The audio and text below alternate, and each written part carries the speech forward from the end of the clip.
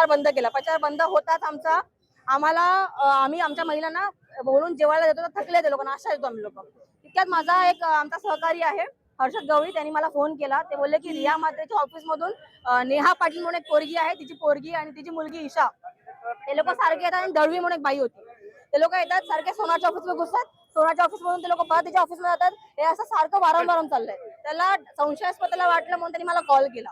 मला कॉल येताच आम्ही लेडीज सकट सगळे इथे पोहोचलो, कारण की तो पुरुष असल्यामुळे तो घुसू शकत नाही. आम्ही घुसलो, आम्ही सोनाला विचारलं. तसं आम्ही इथे उभे राहिलो, आम्ही गाडीत उतरलो.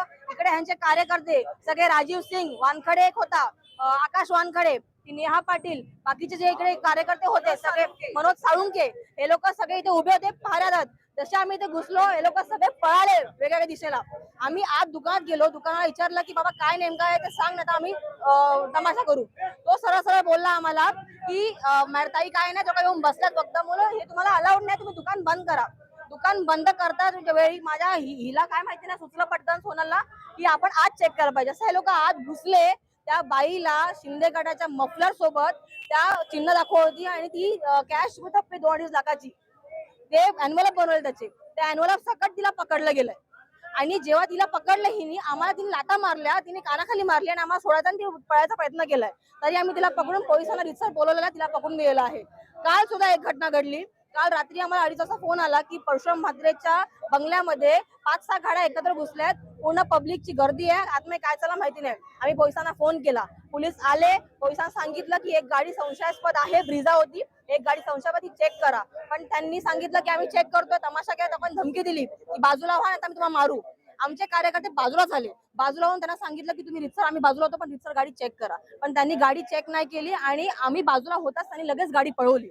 म्हणजे आम्ही ह्याचा अर्थ काय मानायचा? आज ही परशुराम म्हात्रे, रिया म्हात्रे या लोकांनी गाव विकलाय, बिल्डर कडून टोकन घेतले आणि त्या बिल्डरचे पैसे वाटून आता हे लोक मतदान विकत घेतात.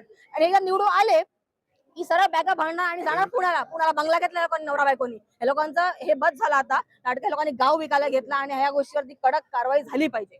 त्यांच्याकडे काय आतमध्ये जे पोलीस लोक आहेत ते लोक कारवाई करतात त्याच्यावरती. आणि जे आहे ते रितसर मला वाटतं याच्यावरती आवाज आणि कडक कारवाई झाली पाहिजे. कारण काल पण ही घटना घडली, आज पण ही घटना आम्ही पकडून दिलेली आहे. काल पण पोलिसांना झालेलं सांगितलं चेक करायला, पण ते केलं नाही. योग्य ती कारवाई. पोलिसांची भूमिका संशयास्पद आढळलेली आहे का रात्री पण आणि आता सुद्धा. माझ्यावर तिने कानाखाली तिने मारली पटकन, हिला हिच्या पोटा ओटी पडते, हिला रातबीत मारला फटावून, तिने पळायचा प्रयत्न केलाय. त्यांनी फोन केला, त्यांनी हे पण सांगितलं आता तो सगळ्या पब्लिक समोर बोललेला, तो दुकानवाला, त्याचा दुकानवाला जो भाऊ आहे, सक्का भाऊ, त्यांनी फोन केला आणि त्यांनी सांगितलं की भाई मेरा इसमें कुछ नहीं है और रिया म्हात्रे का मेरे पे दबाव, मेरे को धमकी दे के पैसा बांटने को लगा रही थी. म्हणजे ह्याचं आम्ही काय म्हणायचं? ह्याचं पत्रकारांना आम्ही रिक्वेस्ट करतोय की ह्याचा योग्य तो आवाज उचलला पाहिजे, हा वरपर्यंत गेला पाहिजे. आणि आमची अपील आहे की अशा उमेदवारांना बाद करा, ह्यांना हक्क नाही उभा राहायचा. पोलिसांनी आता आम्हाला सांगितलं कारवाई योग्य ती होते, पण आम्हाला नाही माहिती हा नंतर परत विषय हा पैशावरून दाबला जाईल का वरून मंत्र्यांकडून प्रेशरावरून दाबला जाईल, आम्हाला काय नाही माहिती. पण आम्ही आता पत्रकारावरती सोपवतोय की तुम्ही कितपत ही आवाज वरपर्यंत नेताय आणि तुमच्यावरती विश्वास आहे आमचा की तुम्ही नक्कीच ह्याच्यावरती आवाज उचलाल आणि आम्हाला सपोर्ट कराल. आणि मी खरं परत सांगते, अनिता पाटील गेल्या 25 वर्षापासून या गावामध्ये 5वी टर्म आहे, निवडून आले, 1 रुपया कधी वाटला नाही. तुम्ही आमचं तर बोलतो, आम्ही कामं करा आणि योग्य ते कामं करून निवडून या. हे पैसे वाटून तुम्ही कितपत, म्हणजे तुम्ही कामं पैसे वाटायची वेळ तेव्हा येते जेव्हा हे उमेदवार काम करत नाही. तुम्ही निवडून आता 5 वर्ष घरात बसता आणि नंतर 5 वर्ष येऊन तुम्ही पैसे वाटताय. आणि का? आणि याचे पैसे वाटायचे तुम्हाला एवढा जर जनतेवरती दया तुम्हाला करायची आहे ना, तर मग 5 वर्ष निवडून आले की 5 वर्ष पैसे वाटत राहा, करू दे जनतेला मजा आहे.